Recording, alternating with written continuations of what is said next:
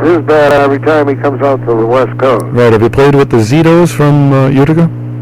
Yes, he's on that band also. Really? Yeah. Oh, you son of a gun. Now, are you originally from Providence or what? I was born there, yeah. Aha. Born and raised. Really? I'm a Smith Hill boy. Smith Hill? Yeah. Oh, I came from around the Dexter training ground. Okay, I know where it is. Westminster and Broadway. Yeah. Sure. How do you like that? My family's still back there. I go there every summer. I'll be I go back to Narragansett Pier every summer. Yeah. Sure, how do you like that? And I got somebody that's going to call in too with envy. High school. Oh, no, I Hope High went School. there when I was about 18 years old to joined Artie Shaw's band. How do you like that? What high school? I've been going ever since. What I went to Benny Goodman and you name it. Ralph, what high school were you in? I went to Hope. I went to Central. Yeah, okay. And then, of course, Frankie Carl was also from Providence. Right. Did you ever play with him? No, I never have. But we get to talk every once in a while. And on Texas Band, we always play a Sunrise Serenade. Yeah. Oh, you son of a gun. Hey, let me just throw this phone line on here because I think it's that person with envy from Rhode Island. Hold on one second. You're on WIBX. You got it. Ha ha! What did I tell you? He's from my neck of the woods. Can you hear it, Ralph? Very faintly. I used to live on Sheldon Street off of Westminster. I mean, Right. off of, oh dear. You're going to have to speak up a little more, dear. I used to live in Providence too. On Sheldon Street. His old home week. Yeah. What are all those New Englanders doing out here? I'm originally from Utica, but when my husband was going to college out there, he went to Bryant, and I was living out Rhode Island for a few years. I'm sorry, dear. I can just barely hear you. Yeah, that seems to be one of the problems here. I don't have a very good connection. I don't. Okay, well, we'll drop Marilyn off here. We'll get back to you. Hold on. Okay, and no, that seems to be a problem with some of the calls when I conference them. But I'm from Well, Providence. it's delightful to hear from someone else from Providence. Oh yeah. Now listen. Now when you went with Artie at the age of 18, Right. and The Navy Band.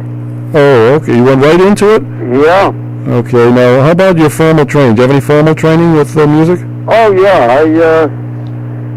I studied in Providence from my dad most of my life, but then I studied with Joseph Archurio in Boston, who was a classical type of clarinetist. And then I studied with Joe Allard up in New York, and Henry Lindman, and Leon Rushinoff. And then I says, well, I want to play jazz. That's what I did. Right. Well, Ralph is capable of playing every spectrum of music from legit to jazz. Oh, I can imagine. There's my PR. Go right ahead. So he worked with the Rhode Island Philharmonic and the Newport Rhode Island Symphony. Did he get into the Newport Jazz at all? No. No, I've been hoping that he could come up on one of their festivals, but I never know who to contact, and not having an agent or anybody to help me, they don't even know that he exists. Well, he will now. I'll see that the word gets down there. As a matter of fact, I was speaking to Clark Terry just a couple of weeks ago, and he tells me that they do have the Newport Jazz Festival every year again. And I'll get the information to you. Oh, great. We'll get we'll get the things going. Use us as the middleman you here. must realize I've been out on the West Coast since about 1950. Right. So I'm far removed from that scene. Yeah. Well, see, George Ween is the gentleman that has been putting these festivals together. Right. He puts the jazz festival together here at Saratoga in New York State also. And he's the one that pulled off that original Newport Jazz Festival. Right, I'm familiar with the name. Right, so he's the man to really get in touch with, and I'll see that the information gets down to him and back Harvey? to you. Yes. I've tried for about 2 years to get in touch with George Wein, and I sent a tape to his office in California, and I've never got any response. They just they kind of fluffed me off, the secretary, and then I talked to another secretary, and she said she'd send it to him in New York. But I think it gets lost in the shuffle. Well, it's not getting. I don't think it's getting lost in the shuffle. I had an incident with one of the jazz festivals, and I seemed to walk away, and I was talking, again with Clark Terry, and he sort of agreed with me that it does exist, and there's sort of a snobbishness with a certain group of jazz players.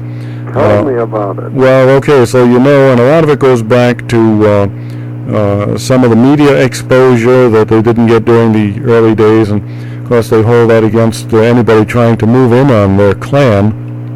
So I don't know if they're just trying to hold it to a small clique, or just what the answer is.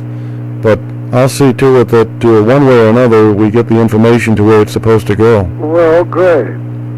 Now, from Artie Shaw, when you went into the Navy band, how long did you stay with Artie?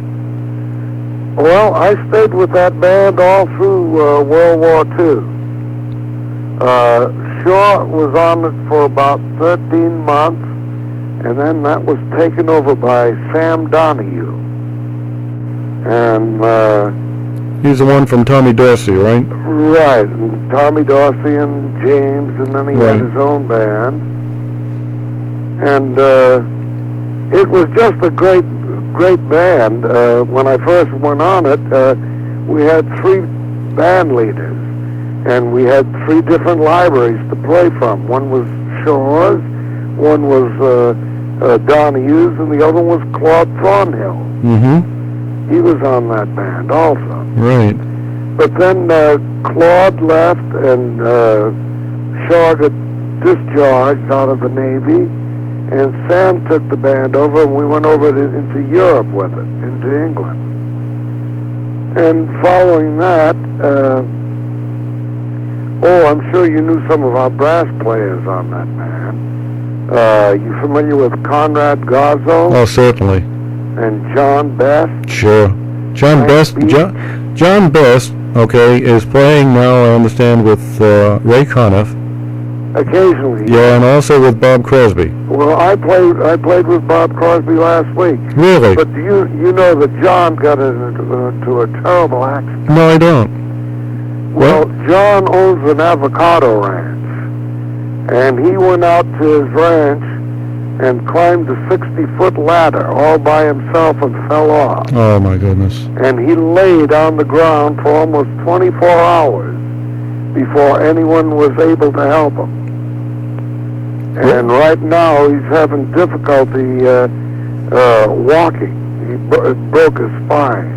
Oh, really? No, this couldn't have happened too long ago. Playing great. He comes up on the job in a wheelchair. No, this couldn't have happened too long ago, could it? No, this is about 6 months to a year ago. Boy. Must have been about the time. Well, it must have happened after I talked with Ray, because I spoke to Ray. It must have been about the November or so. If anyone out there knows John, just let them know that he's feeling just great, and he'll be walking real soon. I certainly will, and boy, I'm sorry to hear that. Now, I also want to get in touch with Bob Crosby, because this gentleman that I have the program with over in Europe knows somebody there that is writing a book about Bob Crosby, and we want to get some information to send over there. So there's a lot of activity going on, believe it or not. We have a lot of young people now that are not rediscovering, the older ones are rediscovering, but the younger people are discovering this music for the first time. Yes, I know. And they're collecting all sorts of music, and it's really heartwarming. Yeah, well, we play out at Disneyland occasionally out here, and the young kids come by and say, "My God, we didn't know this kind of music existed," and they're really getting into it. Right. Well, one of the things that came up about a week ago, and I mentioned it to Sandy when he called. I have a news director here that's in his 20s, and he brought up a very interesting point, and that is that the younger people get turned off as soon as they hear big band, because they can only visualize their parents dancing to this music at their age now. Yeah. They're not thinking that it was the young people that were playing the music, the young people that were dancing to it. True. So when they get exposed to it now, if you don't mention big band, if you just mention, hey, let's go see, Ralph LaPolla, let's go see Buddy Rich, then it's a completely different story. Right. And it's just something I pass along to the people now that I'm aware of it. Well, let me relate a little story to you about one of my gigs that I just played recently. We had a young couple that just got married. He's Sam, Sam Jones, who is an actor. He used to play the part of Flash Gordon. And he married this girl that does a lot of commercials. Now they're in their early 20s, and they wanted my kind of music. At a wedding. In other words, they hired a 17-piece band to play a wedding. Yeah. And there were a lot of young people, young starlets and what have you, that came there. You notice too? The gig was supposed to be from 8 to 12. And we started at 8 and we were still playing at 3 in the morning. And do you notice too that they're dressing up in the dress of that era? That's what they did. Sure. They want their wedding reception. They wanted the whole decor and the whole mood of the music of the 30s and the 40s. That's what they're doing right across the window. Their costumes were rented at a costume rental, and they were dressed as the bride and groom of that era. Isn't that They were beautiful? in their early 20s, Harvey. Well, I know it. I see this happening, and it is heartwarming. They hadn't seen or heard the band, and I just sent them a tape. They had gone to listen to a lot of bands in person that were playing around town, and Ralph was not playing anywhere in particular during that time, and they wanted to make a decision, so I said, well, I'll send you a tape.